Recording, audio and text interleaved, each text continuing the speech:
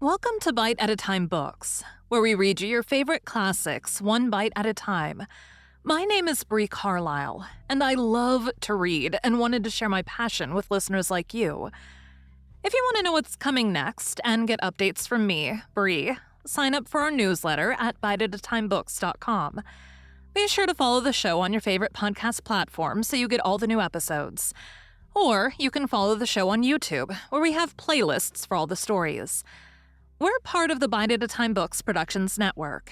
If you'd also like to hear what inspired your favorite classic author to write their novels, and what was going on in the world at the time, check out the Bite at a Time Books Behind the Story podcast, Tuesdays, wherever you listen to podcasts.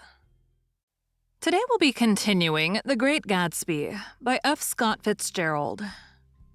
Chapter 7, Part 3. At this point, Jordan and I tried to go, but Tom and Gatsby insisted with competitive firmness that we remain, as though neither of them had anything to conceal, and it would be a privilege to partake vicariously of their emotions.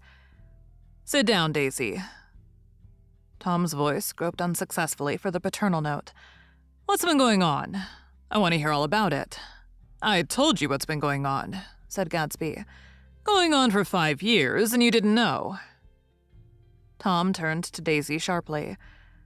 "You've been seeing this fellow for 5 years?" "Not seeing," said Gatsby. "No, we couldn't meet. But both of us loved each other all that time, old sport, and you didn't know. I used to laugh sometimes." But there was no laughter in his eyes. "To think that you didn't know." "Oh, that's all." Tom tapped his thick fingers together like a clergyman and leaned back in his chair. "You're crazy," he exploded. "I can't speak about what happened 5 years ago because I didn't know Daisy then. And I'll be damned if I see how you got within a mile of her unless you brought the groceries to the back door.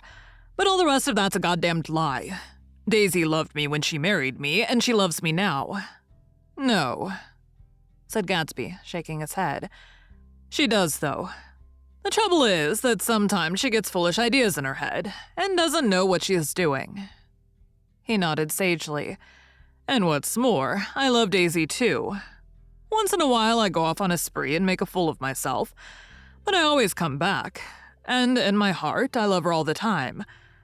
"You're revolting," said Daisy.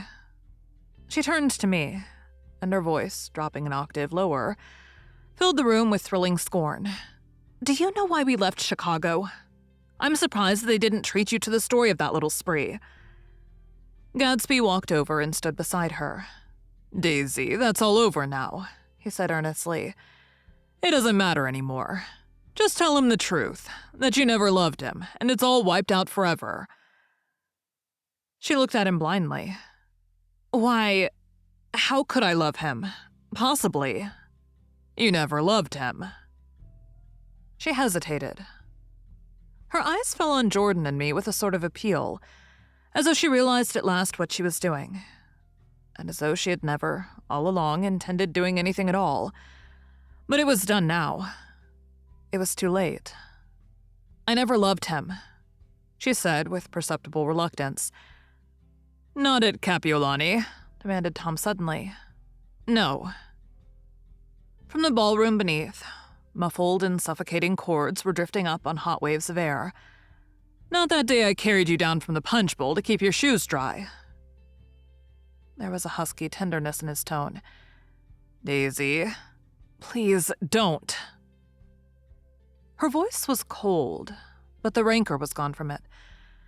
She looked at Gatsby. "There, Jay," she said. But her hand, as she tried to light a cigarette, was trembling. Suddenly, she threw the cigarette and the burning match on the carpet. "Oh, you want too much," she cried to Gatsby. "I love you now. Isn't that enough? I can't help what's past." She began to sob helplessly. "I did love him once, but I loved you too." Gatsby's eyes opened and closed. "You loved me, too," he repeated. "Even that's a lie," said Tom savagely. "She didn't know you were alive. Why, there's things between Daisy and me that you'll never know. Things that neither of us can ever forget." The words seemed to bite physically into Gatsby. I want to speak to Daisy alone, he insisted. She's all excited now. Even alone, I can't say I never loved Tom, she admitted in a pitiful voice. It wouldn't be true. Of course it wouldn't, agreed Tom. She turned to her husband. As if it mattered to you, she said. Of course it matters. I'm going to take better care of you from now on. You don't understand, said Gatsby with a touch of panic. You're not going to take care of her anymore. I'm not. Tom opened his eyes wide and laughed. He could afford to control himself now. Why is that? Daisy's leaving you. Nonsense. I am, though, she said with a visible effort. She's not leaving me. Tom's words suddenly leaned down over Gatsby. Certainly not for a common swindler who'd have to steal the ring he put on her finger. I won't stand this, cried Daisy. Oh, please, let's get out. Who are you, anyhow? Broke out Tom. You're one of that bunch that hangs around with Meyer Wolfsheim. That much I happen to know. I've made a little investigation into your affairs, and I'll carry it further tomorrow. You can suit yourself about that old sport, said Gatsby steadily. I found out what your drugstores were. He turned to us and spoke rapidly. He and this Wolfsheim brought up a lot of side street drugstores here and in Chicago and sold grain alcohol over the counter. That's one of his little stunts. I picked him for a bootlegger the first time I saw him, and I wasn't far wrong. What about it? Said Gatsby politely. I guess your friend Walter Chase wasn't too proud to come in on it. And you left him in the lurch, didn't you? You let him go to jail for a month over in New Jersey. God, you ought to hear Walter on the subject of you. He came to us dead broke. He was very glad to pick up some money, old sport. Don't you call me old sport, cried Tom. Gatsby said nothing. Walter could have you up on the betting laws too, but Wolfsheim scared him into shutting his mouth. That unfamiliar yet recognizable look was back again in Gatsby's face. That drugstore business was just small change, continued Tom slowly. But you've got something on now that Walter's afraid to tell me about. I glanced at Daisy, who was staring terrified between Gatsby and her husband, and at Jordan, who had begun to balance an invisible but absorbing object on the tip of her chin. Then I turned back to Gatsby, and was startled at his expression. He looked, and this is said in all contempt for the babbled slander of his garden, as if he had killed a man. For a moment, the set of his face could be described in just that fantastic way. It passed, and he began to talk excitedly to Daisy, denying everything, defending his name against accusations that had not been made. But with every word, she was drawing further and further into herself.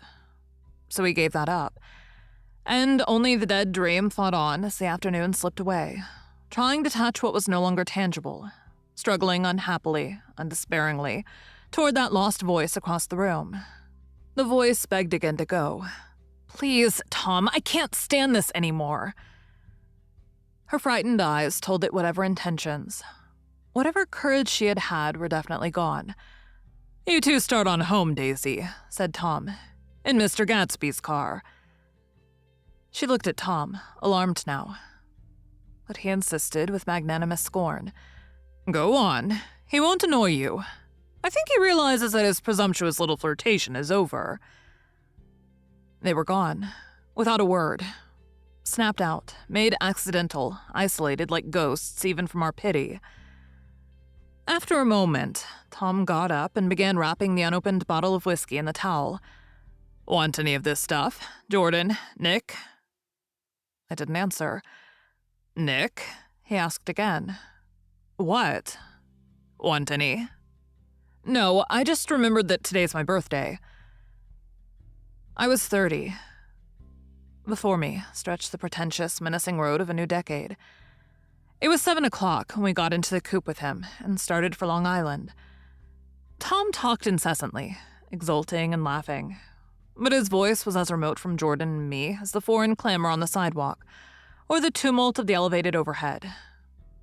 Human sympathy has its limits, and we were content to let all their tragic arguments fade with the city lights behind.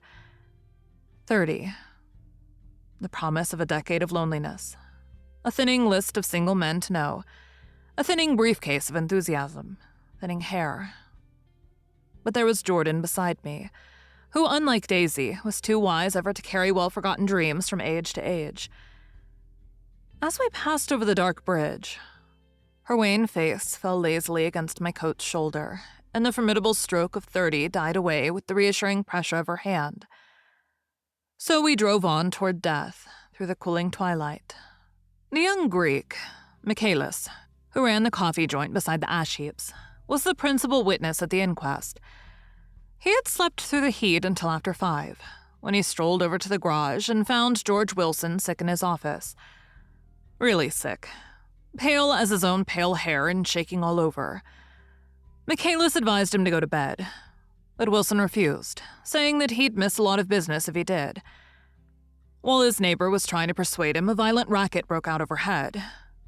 "I've got my wife locked in up there," explained Wilson calmly. "She's going to stay there till the day after tomorrow, and then we're going to move away." Michaelis was astonished. They had been neighbors for 4 years, and Wilson had never seemed faintly capable of such a statement. Generally, he was one of these worn-out men.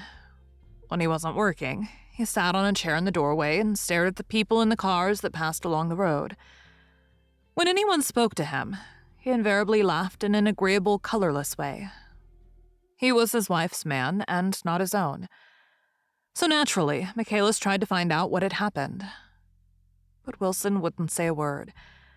Instead, he began to throw curious, suspicious glances at his visitor and ask him what he'd been doing at certain times on certain days. Just as the latter was getting uneasy, some workmen came past the door bound for his restaurant, and Michaelis took the opportunity to get away, intending to come back later. But he didn't. He supposed he forgot to, that's all. When he came outside again, a little after 7, he was reminded of the conversation because he heard Mrs. Wilson's voice loud and scolding downstairs in the garage. "Beat me," he heard her cry. "Throw me down and beat me, you little coward." A moment later, she rushed out into the dusk, waving her hands and shouting. Before he could move from his door, the business was over. The death car, as the newspapers called it, didn't stop. It came out of the gathering darkness, wavered tragically for a moment, and then disappeared around the next bend. Mavro Michaelis wasn't even sure of its color.